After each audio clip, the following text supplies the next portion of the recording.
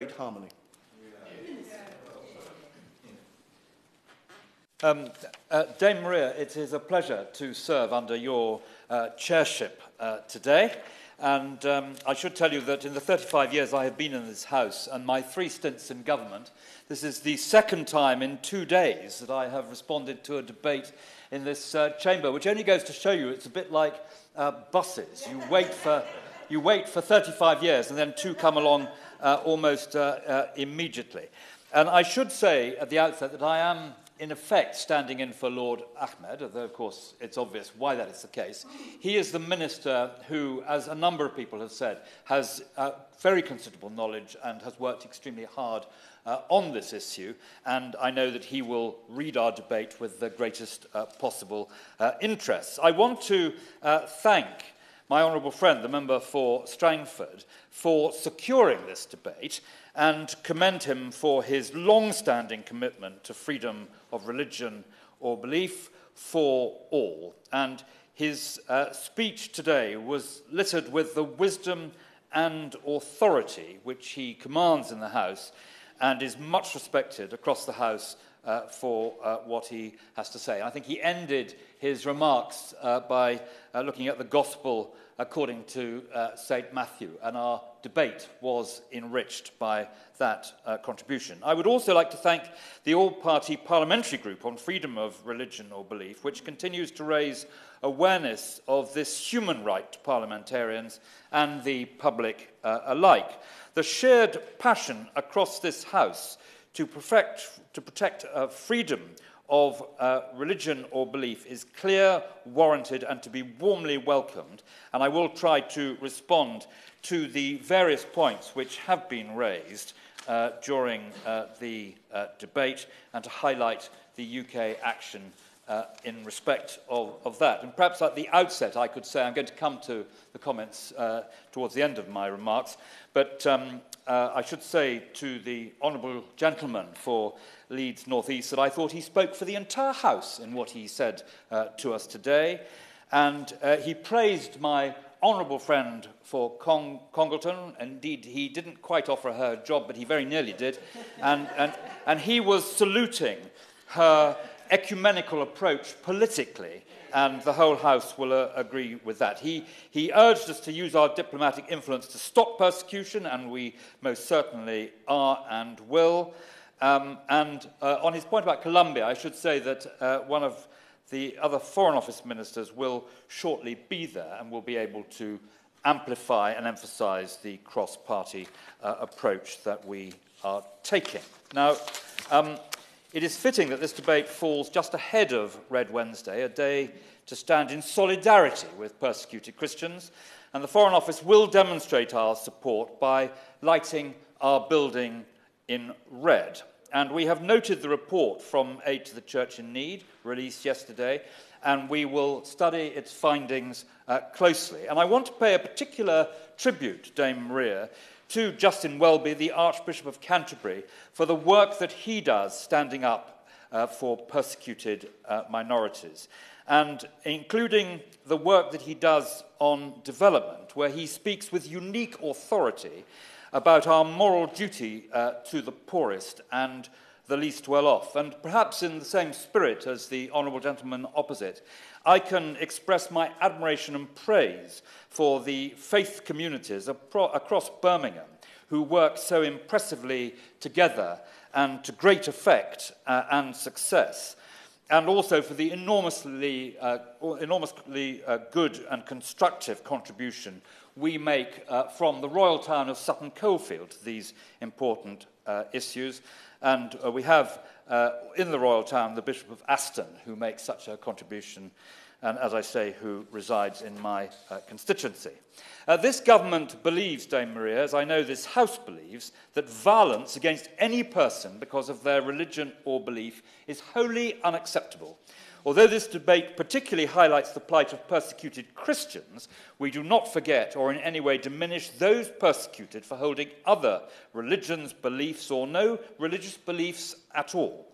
This government is committed to championing freedom of religion or belief for everyone, something enshrined in the Universal Declaration of Human Rights and in our own organisational values. My noble friend, to whom I've already referred, the Minister responsible for human rights, Lord Ahmed, continues to work very closely with the Prime Minister's Special Envoy for Freedom of Religion or Belief, my honourable friend for Congleton, to deliver precisely on that commitment. And we demonstrated the depth of our commitment this summer by hosting an international ministerial conference bringing together over 800 faith and belief leaders, human rights actors, and 100 government delegations to agree action to promote and protect these fundamental rights.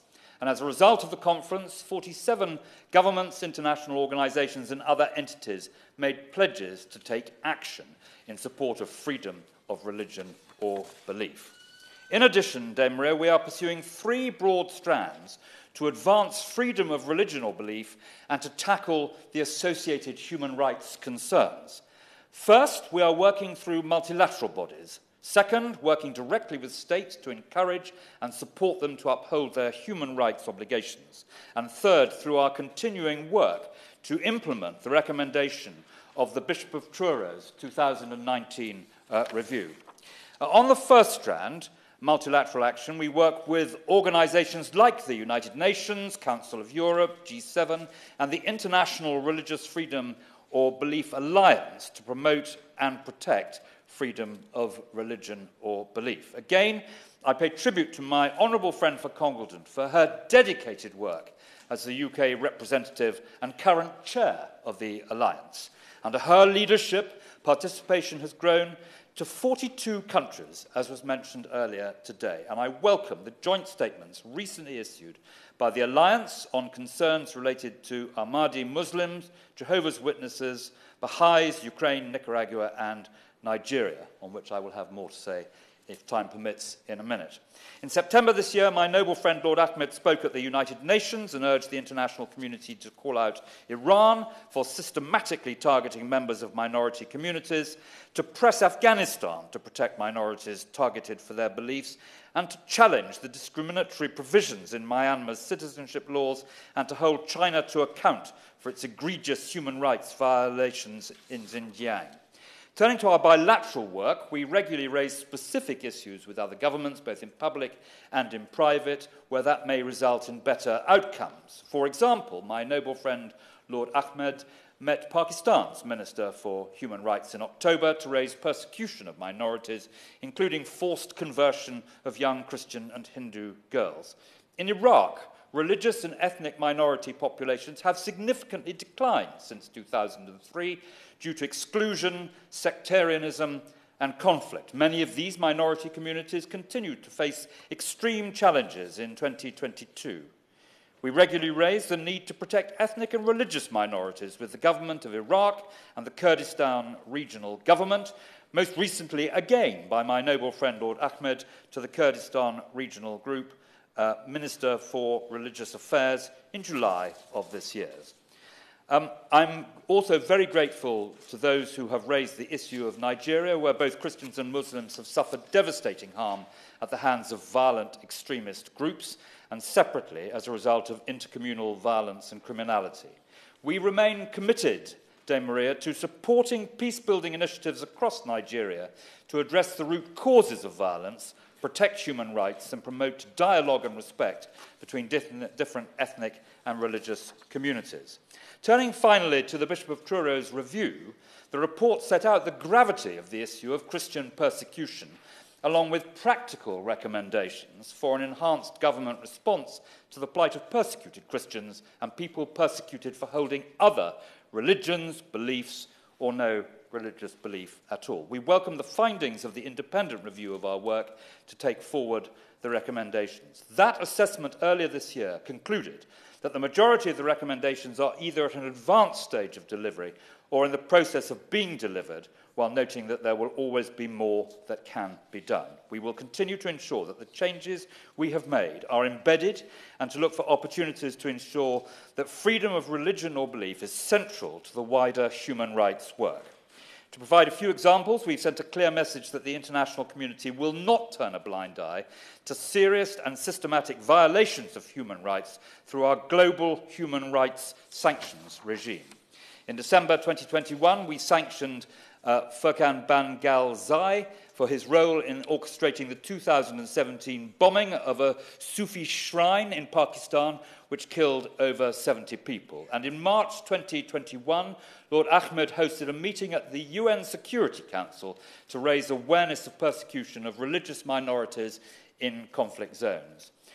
Religion for International Engagement training is now available to all civil servants to enhance their understanding of the role of religion and belief in a wide variety of contexts to deliver the UK's international objectives more effectively. Now, if I may just very quickly turn in the remaining minutes to some of the contributions specifically in the debate. I turn first of all to my honourable friend for Congleton, who does so much good work and speaks so eloquently, as she demonstrated so well today. And across our country, many people will, I think, be grateful to her in the faith communities for her leadership. She is going to send information on Nigeria and share with Lord Ahmed. And, of course, it will be a pleasure to have the meeting which she has requested. And I will look very carefully and write if I miss any of the other points that she has made. In particular, I think it was she who raised the issue of the attack on St. Francis Xavier's Church in Owo, Ondo State. I want her to know that we condemn the horrific attack in Ondo State and extend sympathies to all those affected. We condemn attacks on places of worship. Everybody should be free to practice their religion or belief without fear. If I turn to the honourable gentleman for Glasgow North, he spoke about a number of organisations which do so much to help, and I want to echo his thanks to them. He also raised Iran. Iran's human rights record continues to be of serious concern to the UK, and the Foreign Office has designated it as one of its human rights priority countries. The continued use of the death penalty, weak rule of law, and restrictions on freedom of expression, religion, or belief are deeply worrying. My right honourable friend for Gainsborough spoke with his very great experience, but lugubriously, I thought today, and asked us to use our influence to greater effect in Nigeria. I will be going there before much longer, and I will raise the points that he made directly.